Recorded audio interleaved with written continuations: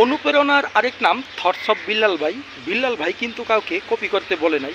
এই কথাটার, এই বিল্লাল ভাইয়ের কিন্তু কথাটা, এটা আমি বললাম একটাই কারণ, যে আপনারা শুনেছেন কিন্তু যে বিল্লাল ভাইয়ে 3 মাসে 44 লক্ষ টাকা এই ফেসবুক থেকে ইনকাম করেছে। আর এই কথা শুনে কিন্তু আপনারা অনেকেই ফেসবুকে কাজবাজ করতেছেন। আর আমি আপনাদেরকে বলবো যে বিল্লাল ভাই কিন্তু ঠিকই তার জায়গা দখল করে নিয়েছেন তার কাজকর্মে এবং ভিডিওর পারফরমেন্সে। তো বিল্লাল ভাইয়ের মতন কিন্তু দ্বিতীয় আর বিল্লাল ভাই হতে পারবেন না। আপনি কিন্তু আপনার মতনই। আর আপনি এর জন্য আপনার আসলেই কপি করার কোনো দরকার নাই। আপনি আপনার মতন করে নিজের ক্রিয়েটিভিটিটাকে ফুটিয়ে তুলুন।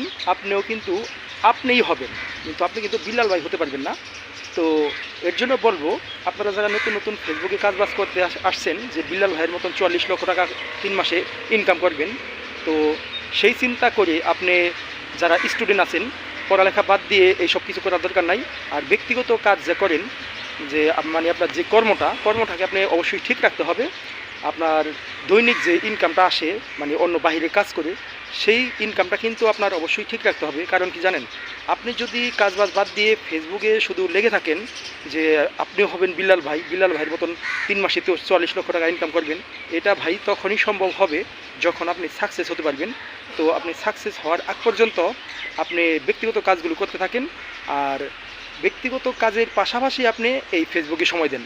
আর যদি সম্পূর্ণ ফুল টাইম আপনি এই ফেসবুকে লেগে থাকেন, তাহলে কিন্তু ভাই ভবিষ্যৎ আপনার অনিশ্চিত হতে পারে। এর জন্য আপনাদেরকে বললাম। আর স্টুডেন্টরা অবশ্যই কিন্তু পড়ালেখা ঠিক রাখবেন। পড়ালেখার পাশাপাশি যদি আপনারা পারেন, তাহলে অবশ্যই ভিডিও বানাবেন।